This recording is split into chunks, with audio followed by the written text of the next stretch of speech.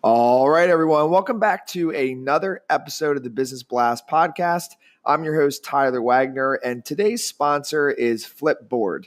Flipboard curates the world's stories so you can be smarter in your work, life, and play. Choose from thousands of topics to personalize Flipboard and get the latest stories from the best publishers and experts delivered to you 24/7. So you can get started now at flipboard.com. And now let's jump into the episode.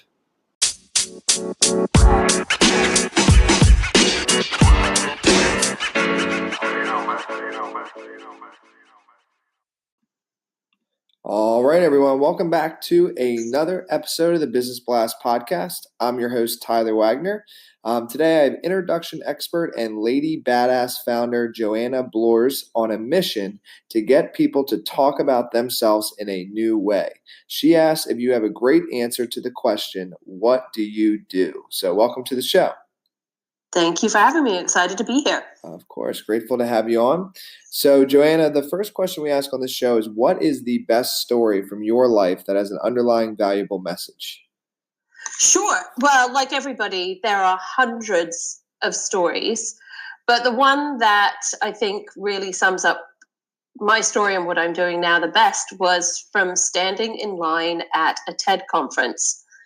What they don't tell you when you go to TED is, yes, you will get to hear lots of amazing speakers, but it's actually standing in line and getting to meet the other participants that's the exciting part. And 3 years ago, I was standing in line talking to a Microsoft executive about an idea that was ruminating in my head around why it was hard to get into the C-suite and how one got into the C-suite and how one made it to the TED stage and all of those sorts of questions. And I asked them what they were known for and ultimately how she answered the question, what do you do? And then, because we were having a fun conversation, was very rude and basically told the executive she was boring.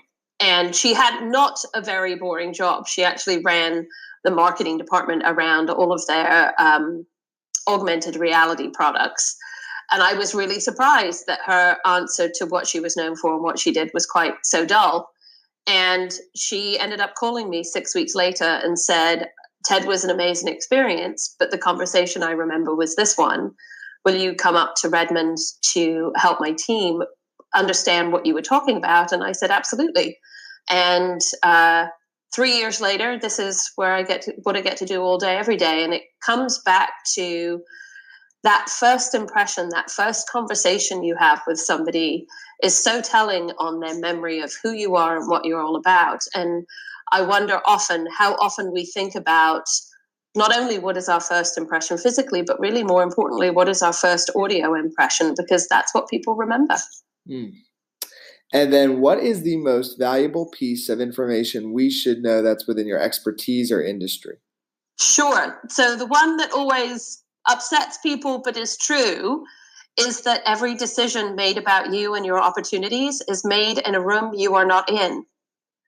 The decisions about whether you get a project, a promotion, the job, a date, whatever, somebody else has decided and comes back to you and says, do you want? Now, yes, you get to make a decision then, but it's that other room that people are making decisions about you. And that then makes me ask is, one, if you want to be given the job, the project, the promotion, are you part of the consideration set? And then more importantly, if you are, what are they saying about you? And is there somebody in that room who is talking about why you are valuable to the project, the promotion, to whatever it is somebody there talking for you and making sure that the conversation about you is the one that you want?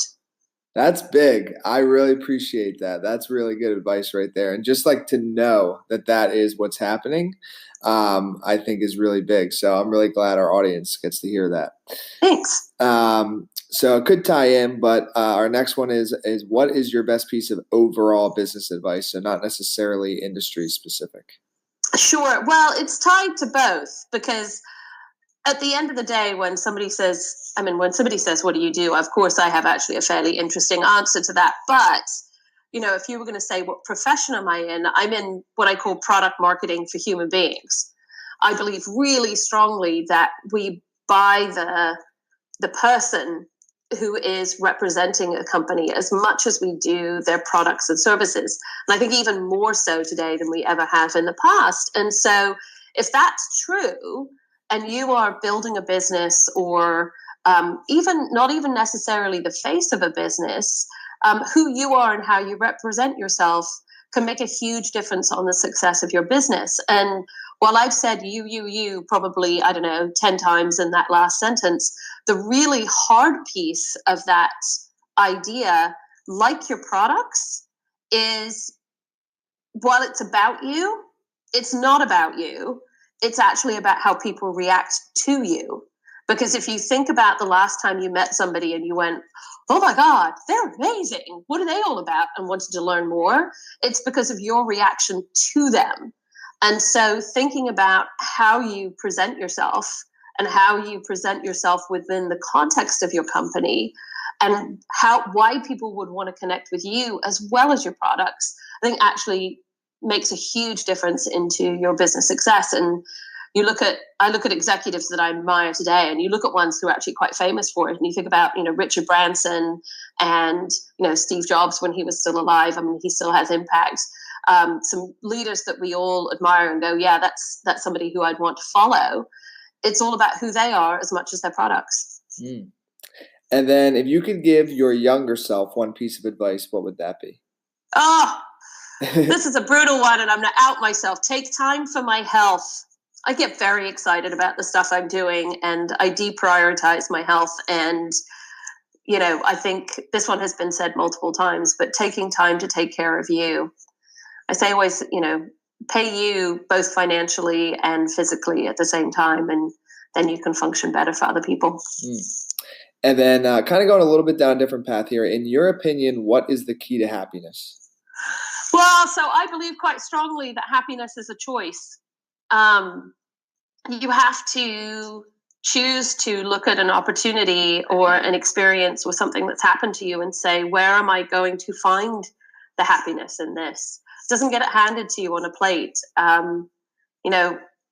Taking both bad experiences and good experiences and say, like, what am I going to hold in a happy space is, I think, the key to keeping that going. And once you make it a choice, it becomes a habit, and then you run around the world going, things are great. And then what is the best book that you've read, and what was the number one thing you learned from that? This was the hardest question you sent me, because I love a lot of books. And so I went to which book has actually had the most influence on me. And it was a book I read when I was 12 years old. So if any of your listeners have 12-year-old girls, it could be good for boys too, but it certainly impacted me. But it's a book called Clever Lazy by an author called Joan Bodger. You can still find it on Amazon, although I think it's hard to find. But it's about a young girl in Ming Dynasty China who is told she is not allowed to be anything other than a girl, because culturally that's where it is. But her parents, who were farmers, wanted her to have a better life, and so taught her that play was important. And what this young girl realized in the journey of the book is that the more you play with things, the more you can figure out how they work. And when you can figure out how they work, you can reinvent a thing.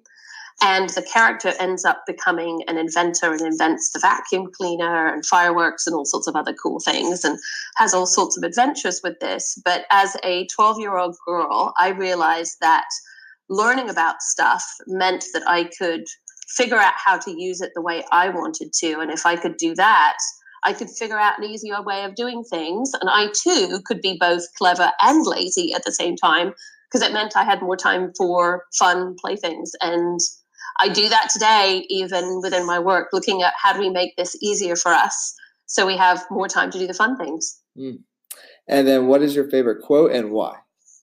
So it's one of my own, I will admit. But it's the one that I say very often to people, is that when you're crying so hard, when you're lying on the floor crying so hard that stuff is coming out of your nose, that is the time to pay attention, because that is the time that you have found that moment to change. And it's about, what do you do when you get up and take that next step? So look forward to those floor moments because they do change your life. Yes. I love it. Thank you so much for coming on. The last one I got for you before we let you go is, where can our audience best find you online? Sure, they can find me at joannabloor.com. That's JoannaBloor. And I am the same on Twitter, Instagram, LinkedIn. We're on all of the socials. Come in and chat. Or also come chat to us on ladybadass.com and all on those socials as well. Perfect. Thank you again for coming on. Thanks so much.